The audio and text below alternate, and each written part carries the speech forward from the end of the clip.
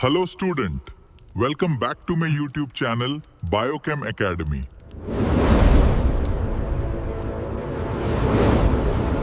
जनन कोशिका और साथ ही साथ परागकण का विकास तथा नर युग्मोद्भिद का निर्माण के बारे में पढ़े थे। आज हम लोग शुरू करने वाले हैं द्वितीय चरण, जिसमें प्रथम चरण में जो कि ये आपका चरण जो है लघु युग्मक जनन का है, ठीक है। और उसमें प्रथम चरण पढ़े थे। प्रथम चरण में हम लोग कायिक जनन और जनन कोशिका के बारे में पढ़े थे।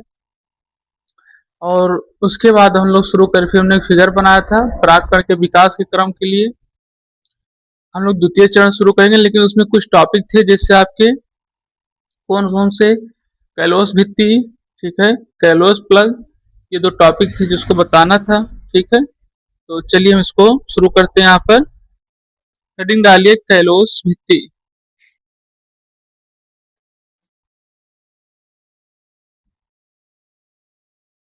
चलिए तो हम लोग इसमें समझेंगे कैलोस भित्ति के बारे में क्या होता है। तो ये बताया जाता है कि पादप यह एक बहुकोशिकीय यौगिक, यानी कि इसके अंदर जो यौगिक की व्यवस्था है, यौगिक की व्यवस्था ध्यान रखिएगा, बहुकोशिकीय यौगिक की तरीके से कार्य करता है। जैसे बहुकोशिकीय यौगिक होते हैं, यानी कि हम लोग के शरीर में, ठीक है, हम लोग का सब शरीर है बहुकोशिकीय है, ठीक है।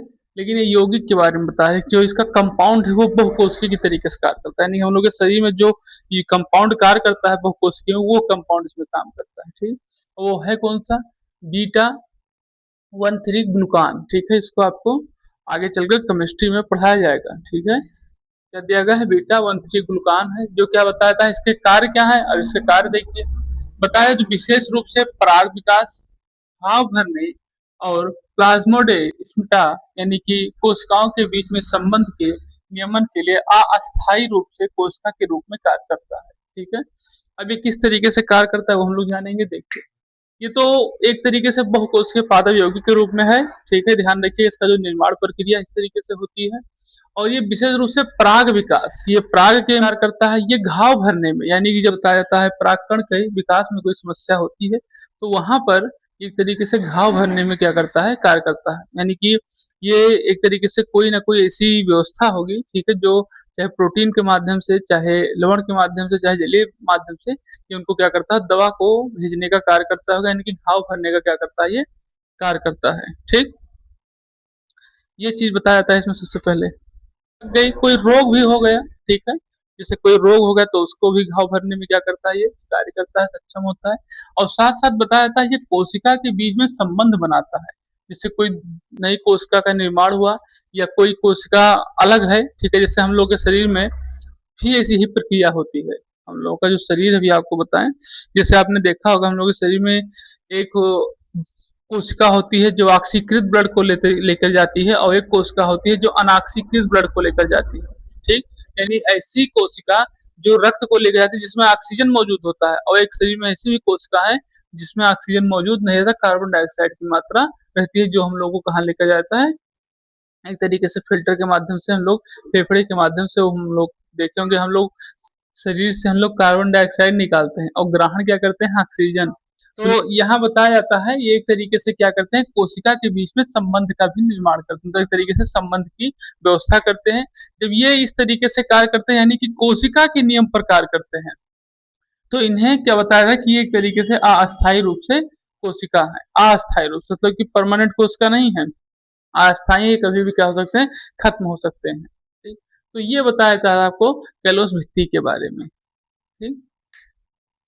तो ये हो गया। अब इसके और सारे अगर देखा जाए एक तरीके से कार्य को, तो भी हमने आपको बता ही दिया कि किस तरीके से पराग में क्या होता है, ये विकास के रूप में कार्य करते हैं, ठीक है। विकास के रूप में हमने बताया ही आपको कि ये क्या कहते हैं, परागण की व्यवस्था में, मतलब परागकण की व्यवस्था में भी कार्य करते हैं। और साथ साथ ये लघु बीजाणु जो मात्र कोशिकाएं होती हैं, ठीक है, उनके द्वारा ये भी क्या करते हैं, एक तरीके से भित्ति में ये घिरे होते हैं, ठीक। जो आपको हमने बताया था माइक्रोस्कोपिक मदर सेल एमएमसी के बारे में, ठीक है, माइक्रोस्कोपिक मदर सेल के बारे में जो यहाँ पे बताया गया था उसमें भी यही बताया जाता है, ठीक है। और फिर आगे क्या बताया है कि ये इस तरीके से भी कार्य करते हैं पराग, ये क्या कहते हैं, पराग विकास में, कि जो वहां पे अर्धसूत्री विभाजन होता है, ठीक है, उनको ये भेजने के लिए पराग नलिका का क्या करते हैं यहाँ पर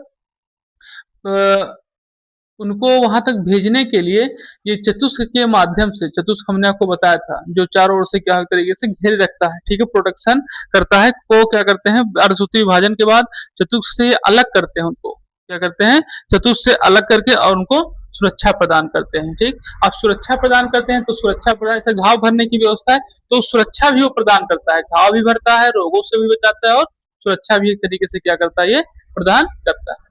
ये चीज इसमें बताया जाता है। ये है इसके कार्य के बारे में।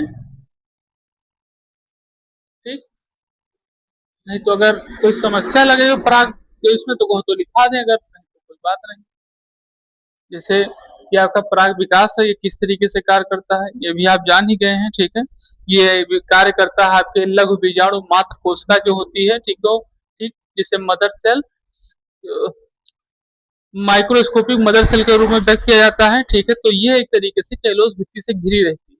क्या होती है ये कैलोस भित्ति से घिरी रहती है। और साथ ही साथ जब ये कैलोस भित्ति से घिरी रहती है तो जब ये अर्धसूत्री विभाजन होता है इनमें, या अर्धसूत्री विभाजन के बाद में ये चतुर्थ से इनको क्या करते हैं अलग करते हैं और फिर उनको क्या काम करते हैं सुरक्षा प्रदान करते हैं। कौन पराग विकास जब तक हो नहीं जाती। ठीक, और फिर उसके बाद आपका जो ये दिया गया है घाव भरने की व्यवस्था तो आपको बताया ही, एक तरीके से चोट से और रोग से क्या करता है बचाता है। फिर कोशिका के बीच में संबंध आपको दिया गया है। ठीक है, तो ये कोशिका के बीच में संबंध को बनाए रखता है, जिससे पता चलता है कि कोशिका में कौन सा आवागमन नियंत्रित है, कौन सा नहीं नियंत्रित है, किसमें जलीय पदार्थ जा रहे हैं, किसमें नहीं जा रहे हैं, नहीं जा रहे हैं तो उनके साथ संबंध बना के मतलब एक तरीके से कुछ समस्या जो है उसको दूर करके वहाँ पर चीजों को आगे बढ़ाने का कार्य करता है। तो ये आपकी हो गई कैलोस भित्ति के बारे में। ठीक है, उसको देख लीजिए, पूछना हो तो बताइए।